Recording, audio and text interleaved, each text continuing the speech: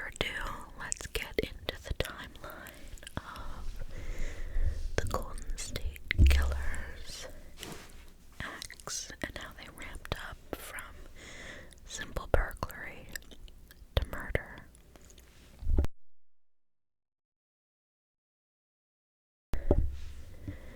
Imagine living in a peaceful suburban neighborhood in California during the 1970s and 80s. The sun sets and your quiet street becomes still, the only sounds being the distant hum of cars and the occasional bark of a dog. Yet there's an ominous presence lurking in the shadows. Someone has been terrorizing these seemingly tranquil communities for years. A figure so elusive and terrifying that residents are gripped by fear, night after night. Over the years, this predator would become known by many names: the Visalia Ransacker, the East Area Rapist, and later, the original Night Stalker. His crimes left families devastated and an entire state fearful to leave their windows unlocked. For decades, his true identity remained a mystery, with police desperately trying to piece together the puzzle. Who was this masked figure terrorizing the streets? How did he manage to evade capture for over 40 years? This is the story of one of America's most notorious criminals, the man who would later be called the Golden State Killer. Before we get into who he is, let's talk about what he did. A terrifying timeline of his crimes, a story of horror, persistence, and eventually justice. Our story begins in 1974 in the small agricultural town of Visalia, California. Over the course of just over a year, the residents of Visalia were plagued by an unprecedented wave of burglaries. And these weren't your typical break-ins. There was something unusual about the way the perpetrator operated. The man, later dubbed the Visalia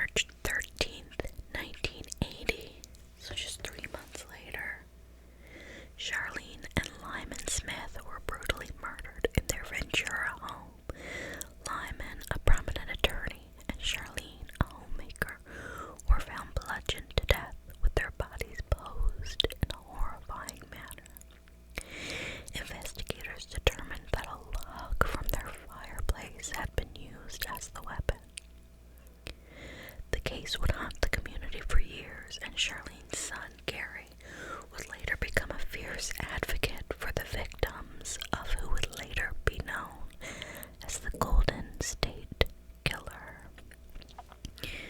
Between 1980 and 1981, other high-profile murders followed.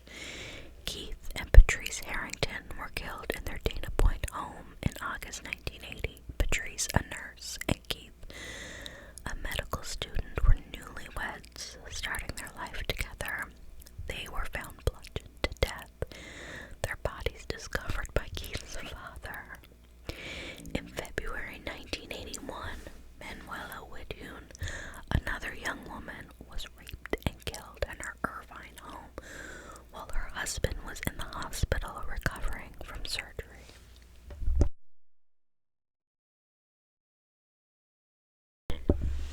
The violence continued with the murders of Cherie Domingo, and Gregory Sanchez in Goleta in July 1981. Sanchez was shot, but Domingo was bludgeoned to death. Both suffered immensely at the hands of the original Night Stalker. Their murders, like the others, seemed to come out of nowhere, as though the killer was a ghost haunting these quiet communities. In May 1986, 18-year-old Janelle Cruz became the final known victim. Cruz was raped and murdered in her Irvine home while her family was away on vacation.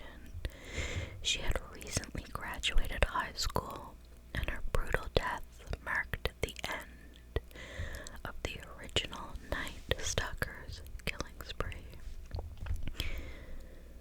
Okay, so let's talk about the investigation. Throughout the late 1980s and into the 90s, the case of the East Area rapist slash original Night Stalker grew cold, though it was never forgotten. Detectives from various jurisdictions began to collaborate more closely, sharing notes and evidence. In 2001, so here's what I was talking about, an important discovery was made. Through DNA analysis, investigators confirmed that the East Area rapist and the original Night Stalker were the same person. The case was now referred to as the Golden State Killer, and it's actually Michelle McNamara, who was a true crime journalist and writer, who coined that term. And Karen Kilgara from My Favorite Murder actually knew Michelle, and her husband McNamara was married to Patton Oswalt. And that's why I suggest watching the documentary, because not only does it detail the Golden State Killer's crimes, but it also details Michelle's intense desire to close this case and to find out who this man was. It is incredible. And I know sometimes we talk about like armchair detectives and, you know, Netflix's Don't F with Cats documentary, and how sometimes having people involved from their living room, which is like a new thing from, say, the last decade and a half, 2 decades, can do more harm than good, because now you have too many false leads, people accusing people, like it gets out of control. You can't manage it as easily.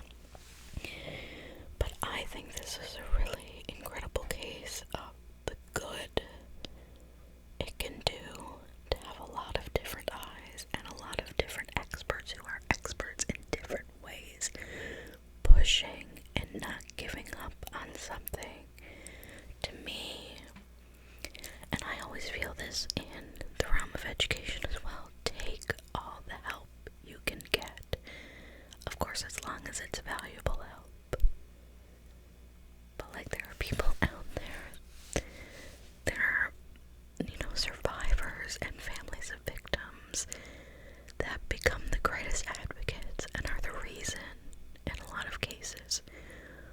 cases get solved and people are held accountable for their actions. So I think this is just a really incredible case of that. So let's talk about the investigation some more. So despite the breakthrough of realizing that the East Area Rapist and the original Night Stalker were the same person, the Golden State Killer remained at large. There were numerous false leads and suspects, but no one matched the profile. Investigators relied heavily on DNA evidence collected from crime scenes, but at the time, DNA technology was still in its early stages. It wasn't until advancements in genetic testing that a new path to the killer's identity was discovered.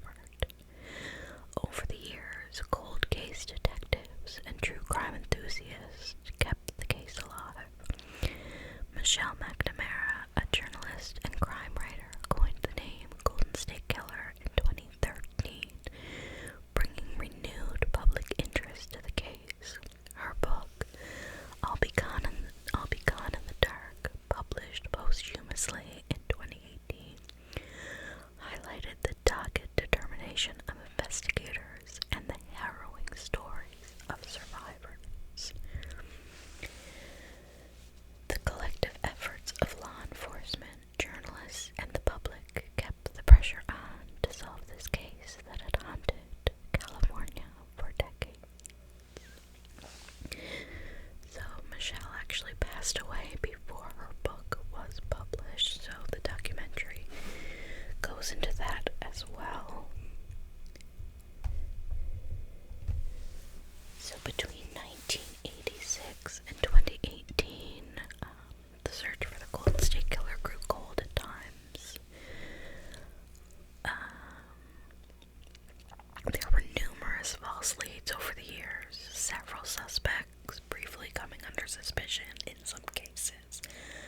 Men were even wrongfully arrested or questioned, only to be released when DNA evidence cleared them. For the families and survivors, these false leads brought fleeting hope and then disappointment. Even as technology advanced, the case continued to baffle law enforcement. It wasn't until 2018 that genetic genealogy became the key to unlocking the mystery of the Golden State Killer's identity.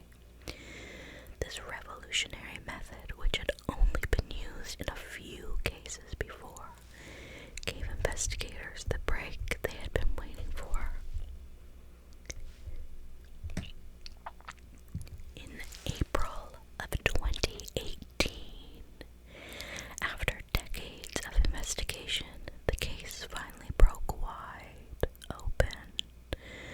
Using a groundbreaking technique called genetic genealogy, investigators uploaded the Golden State Killer's DNA profile from crime scenes to a public genealogy database. So think 23andMe, Ancestry.com, any of these websites where you can upload send in your DNA and find out your ancestry and who you're related to, your family tree, etc., etc. So there was actually some controversy around this because the particular website that was used, people were then up in arms like, you can't give police access to my DNA like that. That sets a dangerous precedent. And how are they just allowed to upload this and use this? But the thing is, when you check off that little terms and conditions and sign away your life, you're willingly sending your DNA into these companies. I'm pretty sure you signed something that says they can do whatever they want with it. So police were within their rights and the company were completely within their rights to say, yeah, you can upload data and you can upload someone else's DNA and we can show you who he's related to. And we're talking distant relatives in this case. This technique had never been used to solve a cold case of this magnitude before. By tracing familial lines, they were able to identify distant relatives of the suspect and narrow their search. After weeks of intense research, the DNA trail led them to one man, Joseph James DeAngelo. DeAngelo, who in 2018 was 72 years old, was living quietly in a suburban neighborhood in Citrus Heights, California. He was a retired police officer, a father, and a grandfather. For decades, he had lived under the radar, blending into the communities he once terrorized. On April 24th, 2018, law enforcement moved in. DeAngelo was arrested outside his home, and the DNA evidence confirmed the Golden State Killer had finally been caught. DeAngelo's arrest was a moment of relief and justice for survivors and families. The man who had haunted their nightmares for over 40 years was now in custody, and the hope for justice could really begin. So let's talk about DeAngelo. Joseph James DeAngelo left a path of devastation that impacted countless lives across California. His victims, I want to emphasize, are more than just names on a police report. They're real people with families and careers and lives that were stolen by his attacks. By all outward appearances, DeAngelo was an ordinary man. Born in 1945 in Bath, New York, DeAngelo served in the U.S. Navy during the Vietnam War before beginning his career in law enforcement. He seemed to live a normal suburban life with a wife and children, working various jobs after being fired from the police force. But beneath this facade was a violent secret. DeAngelo's crimes show a calculated, methodical approach, suggesting he took pleasure in tormenting his victims both physically and psychologically. He often taunted them, whispering threatening phrases or calling their homes after the attack to relive the terror. He seemed to enjoy the power he held over them, and his elusiveness only increased his sense of control. DeAngelo's ability to evade capture for so long was likely due in part to his background. He had once served as a police officer, first in Exeter and later in Auburn. His knowledge of law enforcement procedures may have helped him avoid detection. His career in the police force ended in 1979 when he was caught shoplifting a hammer and dog repellent.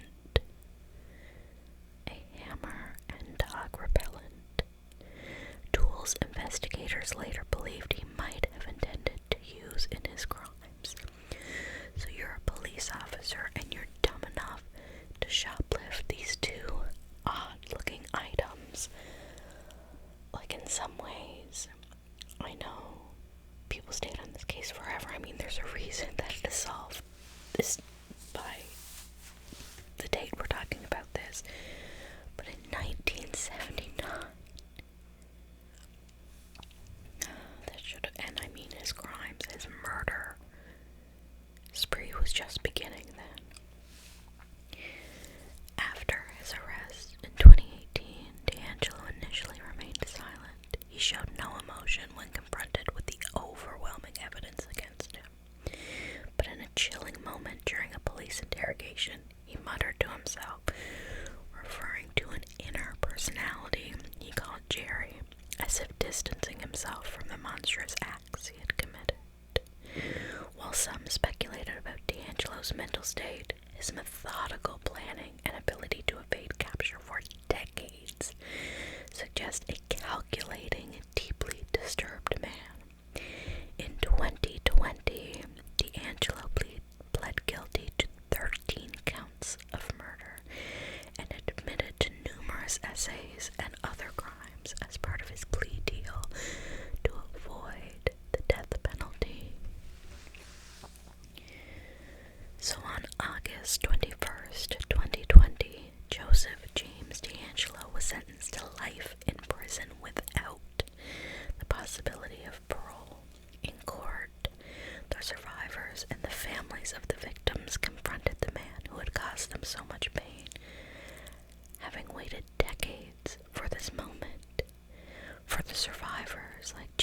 Kristen Sandler and Debbie Domingo, seeing D'Angelo brought to justice was a bittersweet victory. They had lived with the traumas of his attacks for most of their lives, and while D'Angelo was finally behind bars, the memory of his crimes and those scars would never fully heal. D'Angelo offered a brief, half-hearted apology during his sentencing. In some ways, that makes it worse, doesn't it? The terror he had unleashed on California left an indelible mark on the state, but his capture also highlighted the resilience and determination of law enforcement, survivors, the victim's family, and the public. His case also set a precedent for the use of genetic genealogy in solving cold cases, a technique that has since brought justice to other unsolved crimes. And that is the case of the Golden State Killer. There is, of course, a lot more to the story. I didn't go into each individual murder and victim, not because I want to, focus on him rather than the victims, but just because I don't want to go into, over a dozen murders and really, explain them in detail.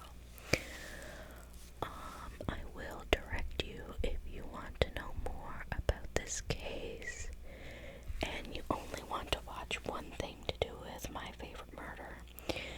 Episode 122 of their podcast from 2018, so when he'd been arrested, is an interview with Paul Hole.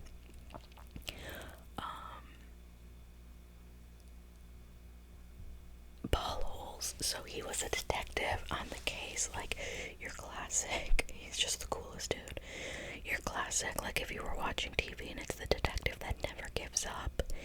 He was willing to work with other jurisdictions, he was willing to work with people like Michelle McNamara, who, really had become experts on the case, just due to their own interest in the case, and he was key in really helping to solve the crime, and he details some of that. Of course, it was in 2018, so it was before D'Angelo was even sentenced, so when they talk about him, they have to use lots of allegedlys and supposedly, and they have to be careful. I don't even know if they say his name in it, but they do get into a lot of detail about how the genetics worked, and so they used, the DNA from the crime scenes in the genealogy website and connected it to a bunch of relatives, and then when they figured out after the research that it was likely D'Angelo, they needed to prove, they worked very slowly and methodically on this, so they had really been staking out D'Angelo at this point for quite some time, and he never left his house. But I believe it was, and watch it and see because I could be wrong, a cigarette butt that they took from his garbage, because once you throw something in the garbage, the police are allowed to have it it's your refuse, you don't own it anymore, and that's what they used to match D'Angelo and say, okay, this DNA matches exactly the one at the crime scene, because it's not enough to say the DNA at the crime scene matches these distant relatives on this website. They needed